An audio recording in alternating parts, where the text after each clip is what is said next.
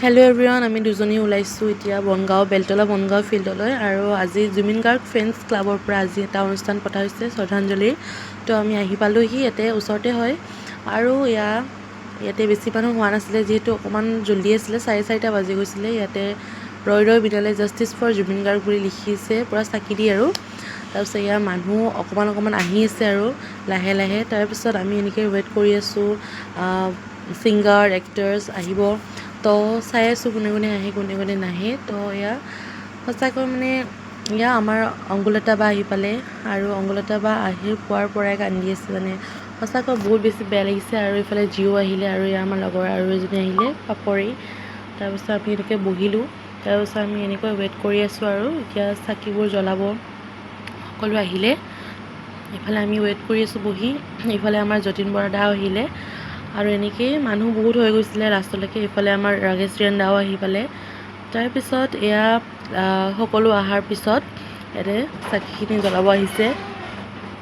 সকলোৱে মিলি চাকিবোৰ জ্বলাব এতিয়া, যিখিনি চাকিৰে মানে এনেকৈ সজোৱা হৈছিলে।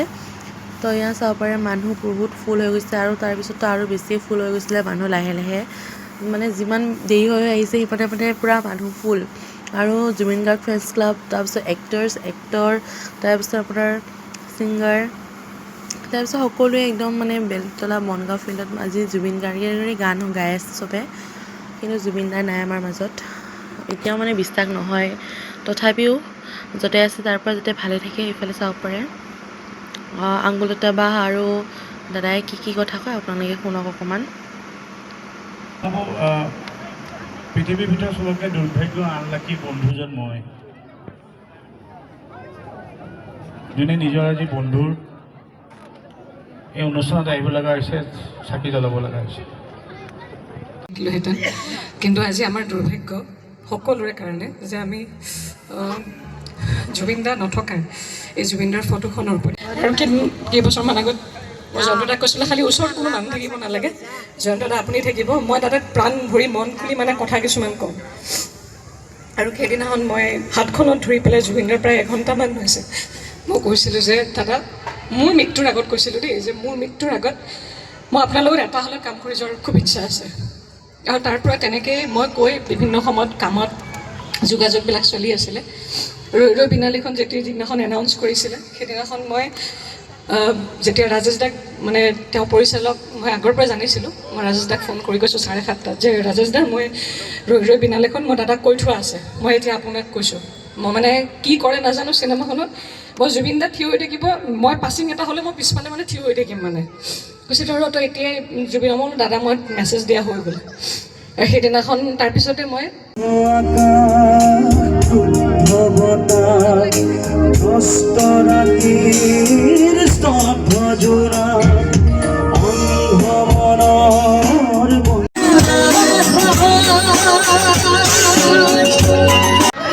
আমাৰ মাজত আহি উপস্থিত হৈছে আমাৰ অতিকৈ মৰমৰ গৰিমা বৌ, আটাইতকৈ সাহসী নাৰী, সাংঘাতিক শক্তিশালী মহিলা, অসমৰ কোটি কোটি জনতাৰ সাহস তেওঁ।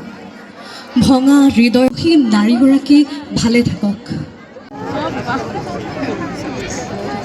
রাতের বুকু দেখা পারো তোমার ছবি ভরা দিরা ভুবনে আহি হিয়া তুমি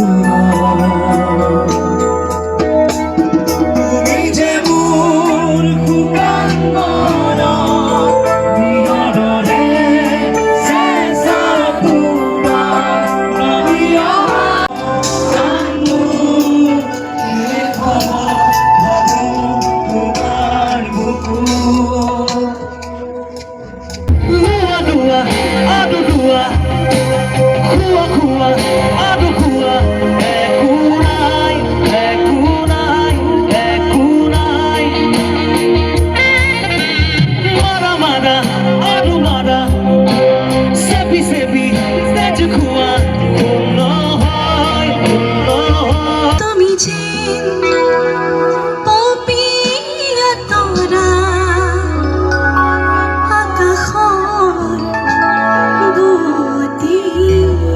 গম পাইছে যে জুবিনদাৰ সপোনৰ ছবি ৰৈ ৰৈ বিনালে শুভমুক্তি হ'ব আৰু তাৰে এটি গীত মোৰ মন যিটো জীৱে খুব বেছি ভাল পায় অকণমান গাই দিবা নেকি গানটো মোৰ মনটো গাবা অকণমান গাব দিছোঁ কিবা ভুল হ'লে তাইক ক্ষমা কৰিব শব্দবোৰ বৰ ভালকৈ নাজানে হ'লেও অকণমান গাব তাই